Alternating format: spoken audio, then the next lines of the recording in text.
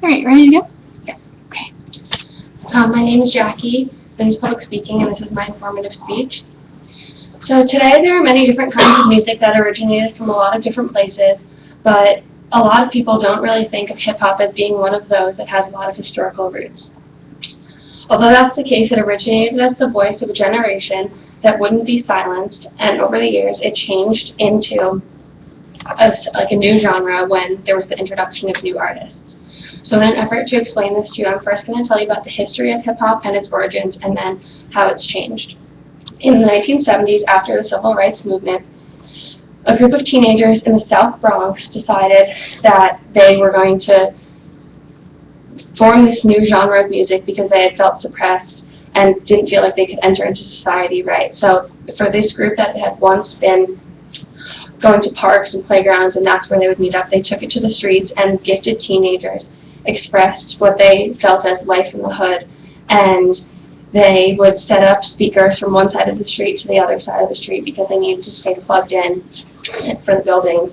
And from this, an emerging rap and DJ culture spurred. And for an older generation, they found this to be a loud mess and just like crazy noise, but it was actually a skillful production of sounds. And according to a Times Magazine article by Kevin Powell in 2000, they said hip-hop is a culture and a way of life for a society that identified with love and cherished rap.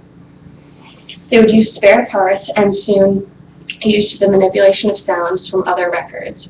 These creative youths who wanted to send a message led them into the use of historical music, and they mixed records and melodies. And according to the Paley Center of Music in 1995, who wrote an article about the emergence of hip-hop, they said that hip-hop refused to have melody, much like how rock refused to be silent, and that rappers, they didn't have bands like other music and other artists in the past. They had turntables. So some of these artists who formed hip-hop were Clive Campbell, who later became known as DJ Kool Herc, and he's known for making the building blocks for hip-hop in 1973. And according to Marcus Reeves, who wrote for WNYC in 2010, he said that DJ Kool had this party in his apartment in the city, and they didn't have sound systems back then, so he used 2 guitar amps and turntables, and that's what he used for his sound. And he also incorporated Jamaican music, which was for the first time in America. Another artist was DJ Africa Bambaataa, who formed the first non-violent hip-hop crew. And in doing this, he hoped to develop this movement for young people based on creativity for a new generation that would be an authentic and liberating worldview. And in doing this, he mixed West Indian music, salsa music, and rock music together.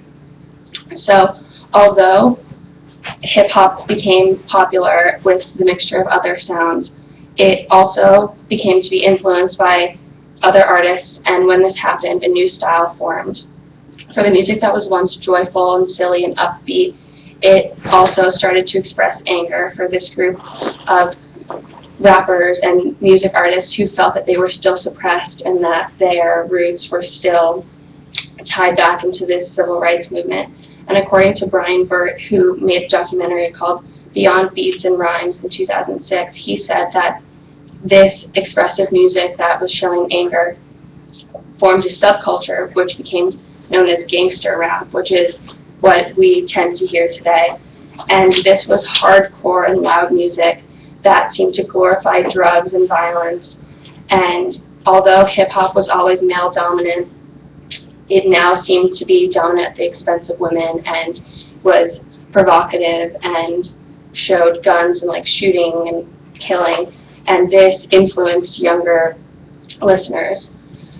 And according to Ethics and Development in a Global Environment in 1995, some of these artists, who you guys may know, were Snoop Dogg, Ice-T, and Notorious B.I.G.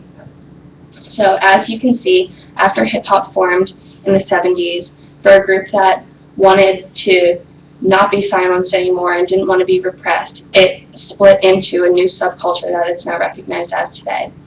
And earlier this year I went to a talk by Ninth Wonder, who is a Grammy Award-winning producer and a Harvard hip-hop fellow and professor, and he said that hip-hop exposed him to a culture and a way of life, and he was expressing how hip-hop has shaped him into the person that he is, and he said that hip-hop is the voice of two generations, which at one time was a positive voice. And this is important because he said that the artists that he listened to growing up were some of the Black history teachers that he never had, which isn't really how it is today. But what he did say is that with the right voices and the right players, it can be that again. Thank you.